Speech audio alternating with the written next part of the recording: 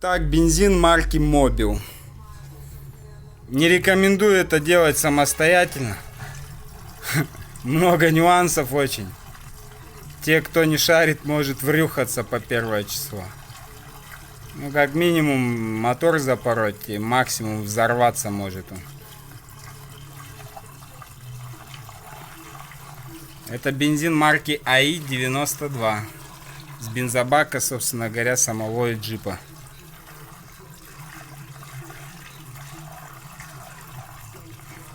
Хватит еще через верх побежит. Я там 4,5 литра входит. Наливаем по уровню. Держите, Сергей. Ассистент здесь на месте. Главное фишки отсоединить с этого, с катушек. Ну, у нас снят бак еще, наверняк. Но все равно очково, честно. Вот так вот. И теперь стартером в районе минуты-полторы покрутить надо.